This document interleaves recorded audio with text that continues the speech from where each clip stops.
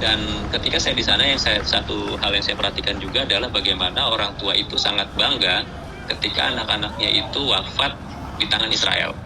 Dan poster mereka dipajang di rumah-rumah mereka, di dalam rumah ya. Itu adalah sebuah kebanggaan bagi mereka, karena menurut mereka itu adalah wafat yang syahid ya, mati syahid gitu. Jadi berjihad di jalan Allah, karena memang kan kondisinya kalau dalam terminologi kita pun di Indonesia kan kolonialisme kan Israel itu. Jadi melawan penjajah gitu.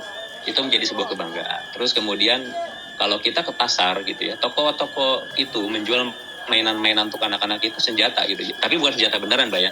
Jadi maksudnya senjata AK-47 cuman yang plastik gitu. Terus pakaian tentara, pakaian militer, dan itu menjadi kebanggaan anak-anak juga.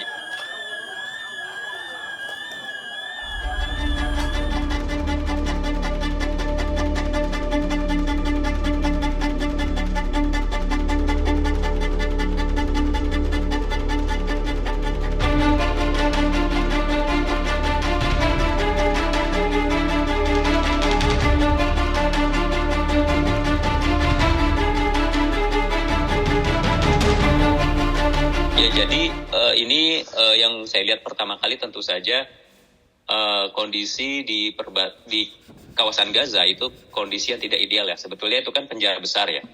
Jadi Gaza itu kalau kita ukur itu sekitar 16 square miles ya. Jadi jauh lebih kecil dari kota Jakarta.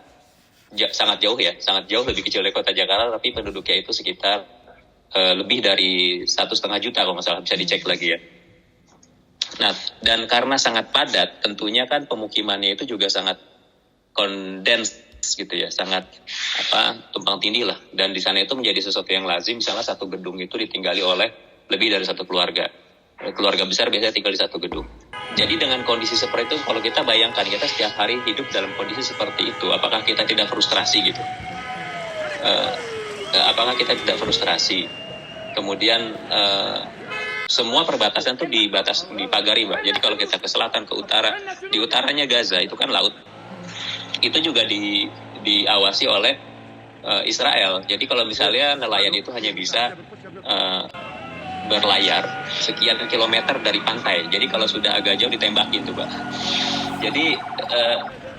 Jadi kalau pengen kabur juga susah, terus pengen bertahan juga susah. Jadi kalau kondisi seperti itu tentunya menjadi hal yang manusiawi sekali kalau mereka frustrasi. Hal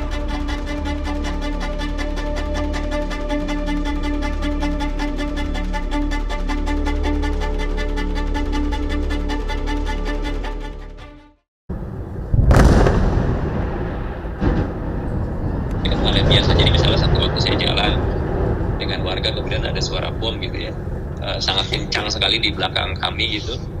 Saya terus terang secara otomatis tertunduk ya. Tapi kalau mereka, tenang itu hanya bom gitu. Jadi hanya bom gitu ya.